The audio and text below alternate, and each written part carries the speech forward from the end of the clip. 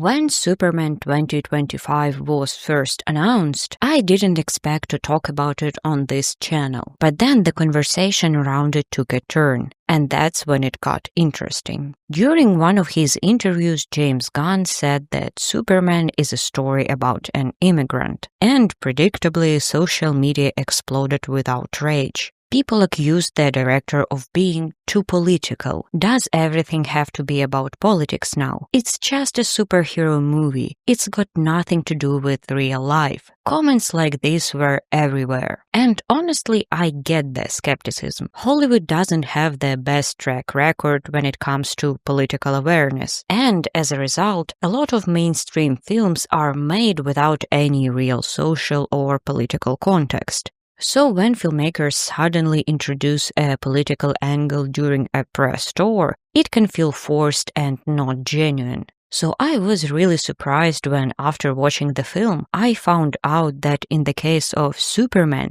the context actually fits. I wasn't planning to review Superman at all. My main interest is usually films told through a female lens. But I also believe that all the art is political, and the way James Gunn's Superman engages with these themes caught my attention.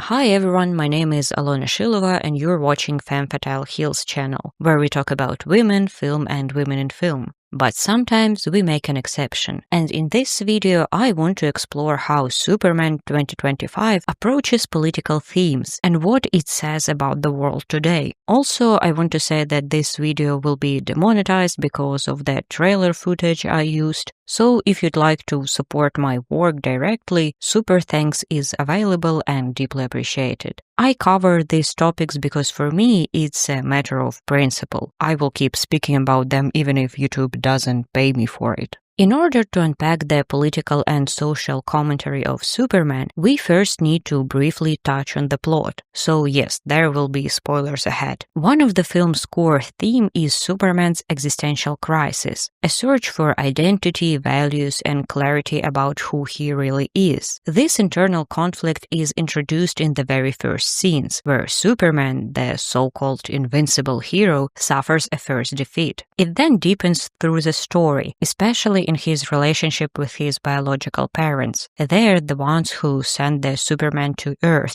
supposedly to keep and protect humanity, or so he believed. But later, Superman learns the truth. They actually intended for him to conquer it. As Superman struggles to understand himself, the film explores the tension between how the world sees him and how he sees himself, what he stands for and what he's truly fighting for. So what about the immigrant narrative? There is a scene in the film where Clark openly tells Lois that he is a stranger, quite literally an outsider, an immigrant. And largely because of that, the city and its people view him with suspicion. His actions are judged more harshly, and even the smallest mistake quickly becomes a reason to question his loyalty or to see him as a threat. But why is the backlash against Superman so overwhelming and unforgiving? The film points to one clear answer: the media. It offers a sharp critique on how politically biased news outlets and social media in general can shape public opinion.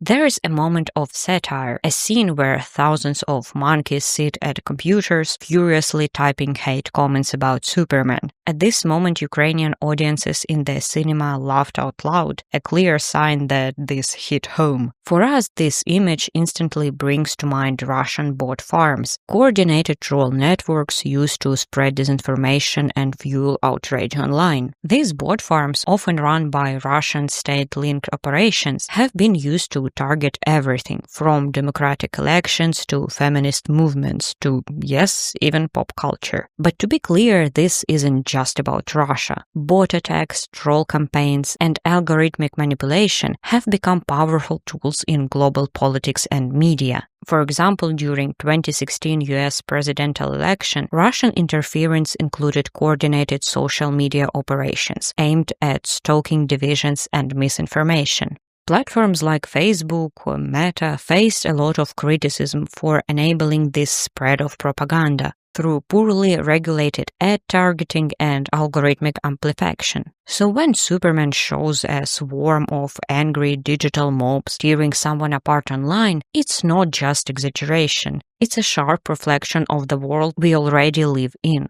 It's hard not to notice the parallels with today's world in the character of Lex Luthor, a tech billionaire with a god complex. The list of real-life figures who come to mind is impressive. From Elon Musk, who is known for his ambitions and, let's say, harmful actions, to Jeff Bezos, who massively influenced over global commerce and space exploration, often sparks debates about power and accountability. Lex Luthor represents the fears and worries many people have about unchecked technological power and the growing influence of billionaires over society, politics, and the future of humanity. Like these real-world billionaires, Luthor's vision is grand, but his methods are unethical and driven by a deep hatred of a specific group of people. Actually, what I really liked about the character of Lex Luthor is that he is pure evil, not some morally ambiguous, tragic anti-hero. Sure, I love anti-heroes, especially when they're at the center of a story. They're always interesting and fascinating to watch. But portraying the antagonist as the outright evil somehow felt refreshing, especially since in recent years Hollywood has been more moving away from clear-cut good with evil. Meanwhile, in the real world, this binary opposition very much exists.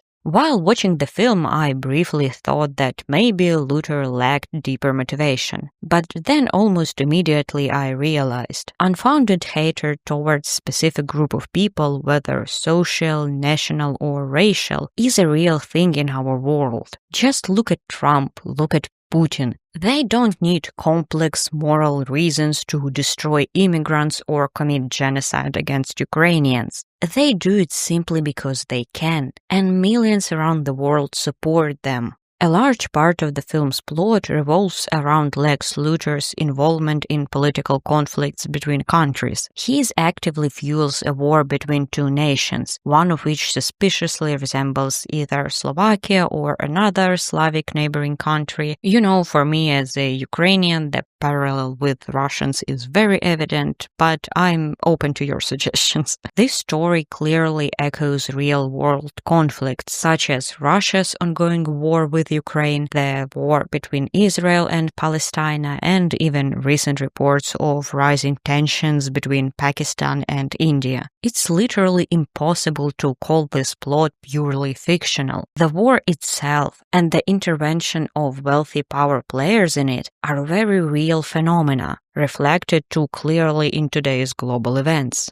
At this point, I also want to share why Superman feels deeply political to me. I was lucky to watch the film at the press screening on July 9th, just a day before it officially released in Ukraine. I got this chance since I work in media and my job involves reviewing films, doing interviews, and stuff like that. The screening was great, and before it started, the studio distributor in Ukraine held a quest with prizes, including a special collaboration between Hugo Boss perfume and Superman.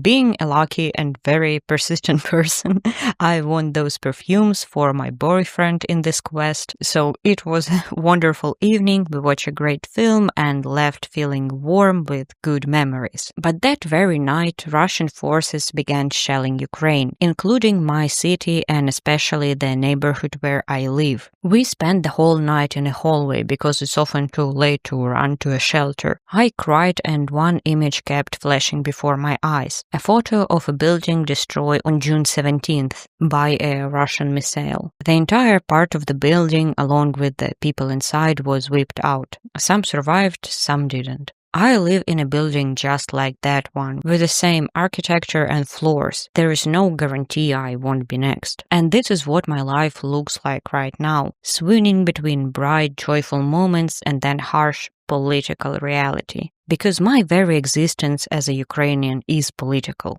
So for me, the storylines like in Superman don't feel fantastical or too woke. Even though it's a superhero movie, there is a lot of reality in it. I also really liked how at the end of the film, Superman says that he is just a human as anyone else, that he can make mistakes and mess up, but his humanity is his greatest strength. And no matter how simple that phrase sounds, I find a deeper meaning in it. I think representatives of groups targeted by aggression, whether immigrants, certain nationalities, or other minorities, often feel the pressure to be perfect. You can't make a mistake or react wrongly, because then it becomes not just a reflection of you as a person, but on your entire community. And those who want to destroy us often use our mistakes as twisted proof against us. They dehumanize us, turning us into monsters. But the real monsters are those who have lost their humanity. And sadly, there are many such people in the world.